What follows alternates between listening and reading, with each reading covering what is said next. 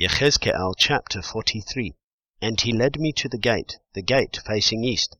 And see, the esteem of the Elohim of Israel came from the way of the east, and his voice was like the sound of many waters, and the earth shone from his esteem. And it was like the appearance of the vision which I saw, like the vision which I saw when he came to destroy the city. And the visions were like the vision which I saw by the river Kevar, and I fell on my face. And the esteem of Yahweh came into the house by way of the gate facing east. And the Spirit took me up and brought me into the inner courtyard. And see, the esteem of Yahweh filled the house. And I heard someone speaking to me from the house, while a man stood beside me. And he said to me, Son of man, this is the place of my throne, and the place of the soles of my feet, when I dwell in the midst of the children of Israel forever. And the house of Israel shall no longer defile my set-apart name, they nor their sovereigns, by their whoring and by the corpses of their sovereigns on their high places, when they placed their threshold by my threshold, and their doorpost by my doorpost, with a wall between them and me. They defiled my set-apart name by the abominations which they had done. So I consumed them in my displeasure. Now let them put their whoring and the corpses of their sovereigns far away from me, and I shall dwell in their midst forever. Son of man, explain the house to the house of Israel, and when they are ashamed of their crookednesses, they shall measure the measurements. And since they shall be ashamed of all that they did, make known to them the design of the house and its structure, and its exits and its entrances, its entire design and all its laws, and all its forms and all its Torah, and write it down before their eyes, so that they observe its entire design and all its laws, and shall do them. This is the Torah of the house. Upon the mountain top, all the boundary of it, all around is most set apart. See, this is the Torah of the house.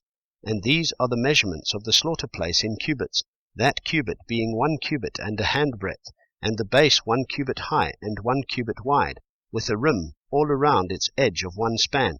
And this is the upper part of the slaughter place.